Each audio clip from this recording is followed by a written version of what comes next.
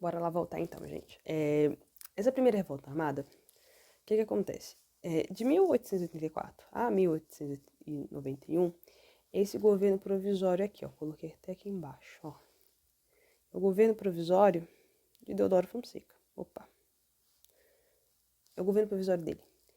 Então, né, tinha ele, né, e tinha o seu vice, que era o Floriano Peixoto.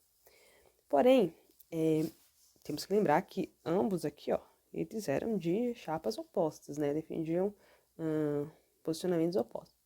Essa primeira revolta armada, né, a gente vai entender que esse primeiro momento de república, não só nessa fase, mas ao longo de todo esse primeiro momento da república, vai ter uma série de crises econômicas. Então, vou colocar aqui, vou até aumentar aqui, ó, que vai ser um marco aí, né, a crise econômica. Então, o que acontece? Vamos voltar aqui para onde a gente estava. Isso. Então, vai ter uma série de crises econômicas que, principalmente, vai provocar uma grande insatisfação para a elite cafeicultora paulista, que era que justamente a que mais saía prejudicada, já que era quem estava mais se enriquecendo durante esse período aí da República. Então, a revolta armada, o que vai ser? Vai ter uma forte pressão, né, para que o Deodoro ele assuma, né, uma chamada assim, a lei das responsabilidades. Então vai ter uma forte pressão para com que o poder dele ficasse mais vigiado, digamos assim, né, ficasse muito mais observado e controlado, de fato, né. Porém, ele vai sentir que isso daí é uma ameaça e vai fechar o Congresso. Ao longo de vários momentos aí desse primeiro de república, a gente vai ver como os presidentes eles sempre fazem isso. Vai declarar, então, estado de sítio. Fecha o Congresso. Isso vai ser entendido pelos congressistas como um golpe. Vai gerar, então, uma movimentação no grupo dos militares, né? E para não provocar uma guerra civil, né? A gente vai ver que em vários momentos estava a ponto de ter uma guerra civil no país. Então, Deodoro ele renuncia e quem vai assumir, no caso, vai ser Floriano Peixoto, que vai ser aqui um outro momento, né? Que vai assumir aí esse governo. Então, entre essa fase aqui, né, de 1901 a 1894, quem vai assumir, então, a presidência vai ser Floriano Peixoto, tá bom? O que acontece? O governo dele vai ser uma continuação, vai ter estabilidade política, vai ter estabilidade econômica, uma série de tentativas vai ser feita de... a inflação vai aumentar, uma série de tentativas vai ser feita para tentar diminuir isso, mas ao mesmo tempo só vai aumentando essa bolha. E aí vai acontecer também uma segunda revolta armada no Rio de Janeiro, né, em 1893. Então, o que a gente tem por entender por esse período? É um período de instabilidade. Vou até marcar aqui, além da crise, né, econômica, é um período de instabilidade. Principalmente nesses primeiros anos, né? O Brasil é uma república nova, né? Em comparação às outras nações, principalmente da América. Então, é uma fase muito conturbada e vai tentar se estabelecer. Porém, a gente vai ver que vai ter uma série de instabilidade aí na política, né? Essa primeira fase da República, né, de 1809 até 1930, vai ser uma fase de muita instabilidade política. Vamos continuar aqui, né? Aqui vai mudar a chave, né? Vamos sair aqui desse primeiro momento, ó, e que já vai para a oligarquia do café. O que é isso, então? Em 1894, rompe, né, esse ciclo, né, que a gente lembra, era a República da Espada, né? Era a República da Espada e agora vai ser, né, a oligarquia do café. República da Espada porque eram militares no poder. E agora vai ser assumido então um presidente civil, né, Prudente de Moraes, que vai então ter esse outro momento da República. Essa oligarquia do café, o que vai ter aí de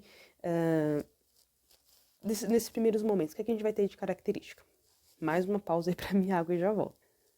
Prontinho, gente, é muita coisa para falar, então assim, tô tentando ser bem bem mais direta, pra aula não se estender muito e tá ficando bem extensa, né? Mas juro que eu vou tentar ser mais sintética aqui. Bora lá. A centralização do poder vai ficar na elite paulista e mineira. Por isso que fala a oligarquia do café. É a política do café com leite, né? Mas vocês estão vendo aqui que eu coloquei, né? A política do café com leite nesse outro período, porque é onde vai ser muito mais fortalecido, tá? Mas aqui, né? Ainda é um momento aí, como eu falei, o café e o ciclo da borracha lá no Amazonas vai ser o que está movimentando a economia brasileira, tá? Mas principalmente o café. A centralidade política, por mais que a capital, naquele momento é bom a gente lembrar que a capital era no Rio de Janeiro, né? A capital política do país. Mas assim, onde estava toda a centralidade do poder aliado à economia, né? Então, política e economia, tudo aliado, era em São Paulo, né? Então, São Paulo e Minas Gerais vai ter essa grande concentração, principalmente São Paulo. Outra característica, então, desse momento vai ser o quê? O estabelecimento de fronteiras, né? O Brasil, vou fazer até uma pequena pausa aqui e para vocês lembrarem de algumas características. Lembrando que eu ainda não falei, mas quem já viu esses assuntos em outros momentos, é bom ter esse momento para lembrar e guardar, tá? Pois bem, o Brasil, naquele momento, como ele estava se construindo como nação, ele precisava, então, né, estabelecer algumas fronteiras geográficas, principalmente, né, entender os limites que se tem. Então, assim, estabelecer, né, os limites do norte, né, então vai ter a anexação do Acre, por exemplo, né, então estabelecer onde estava toda aquela fronteira mesmo, geográfica do Brasil. E outra característica muito importante que é a identidade, né. A identidade, a república, ela vai ter um momento de forjar essa identidade, tá? Mas a gente vai ver isso no próximo slide, que eu vou elaborar um pouquinho melhor sobre isso, quando a gente for ver na semana de 1822, tá bom? Mas voltando aqui, então. O que vai ter nesse momento aqui? Vamos aqui dar um destaque para a Guerra de Canudos, né? Antes, é importante a gente saber sobre o coronelismo. Quase que não sai, né? Coronelismo. Né? Então, o poder dos coronéis. Como eu acabei de falar, né? Nossa, quase tô me atropelando aqui todas as palavras. É que eu tô tendo que correr para poder falar tudo e dar tempo. Vai ficar bem longa essa aula, mas eu vou dividir em duas partes, aí vai ficar legal para vocês aprenderem tudo. É porque muita coisa, é um período bem extenso, mas vai dar certo. Bora lá, gente. A Guerra de Canudos. Voltando a falar, primeiro a gente tem que retomar algumas coisas sobre... lembra dos coronéis, né? Sempre tem nas novelas, em filmes brasileiros, né? Característica muito brasileira. O que acontece? Vamos lembrar. Se o centro político-econômico estava voltado para o sudeste do país, as regiões mais afastadas, como o Nordeste, por exemplo, que em 1876 começou a enfrentar um período de muita seca, ó, 1876, né? Desde aquele momento está enfrentando um período de muita seca. A seca é uma tragédia natural, mas que se não tem recursos fornecidos pelo Estado, né, pelo governo, para garantir um desenvolvimento daquela região, vai ficar muito debilitada. Então, a partir do momento que tem uma ausência de uma visão, né, mais focalizada, né, do Estado naquelas regiões, quem vai comandar vai ser, consequentemente, os coronéis. E quem eram os coronéis?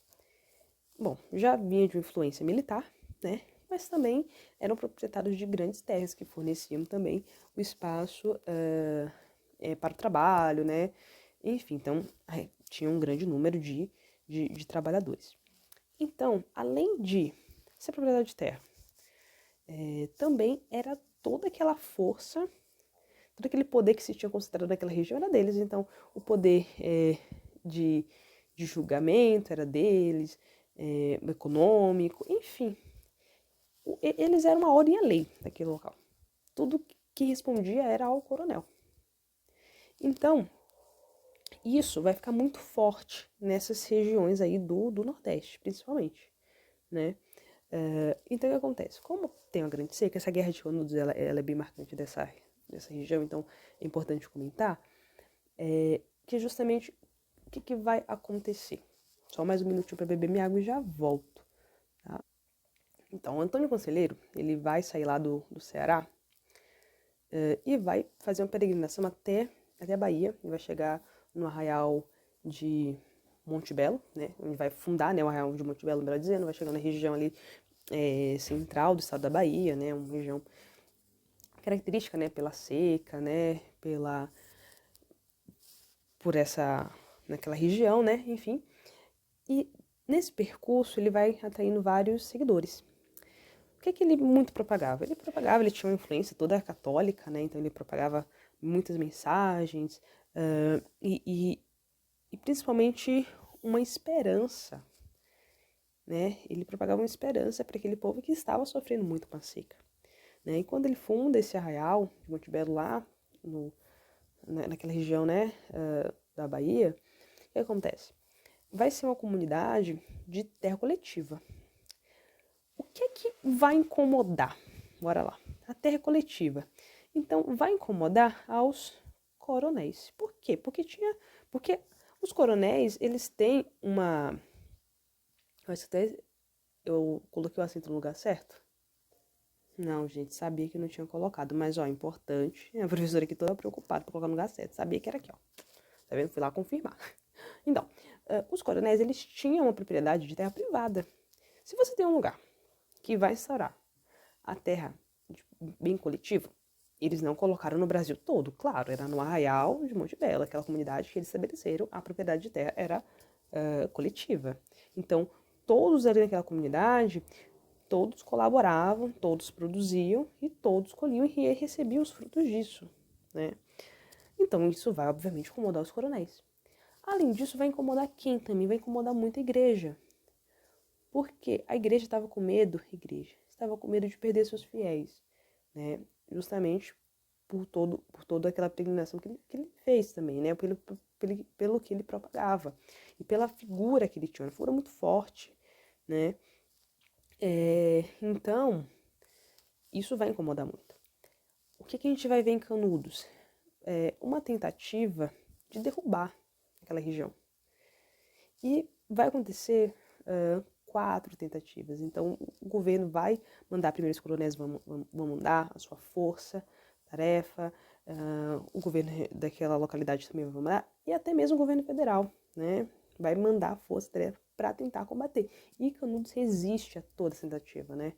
Até que realmente na quarta já não consegue mais resistir, né? E o que vai manter? Isso é importante destacar. O que vai manter vivo, né?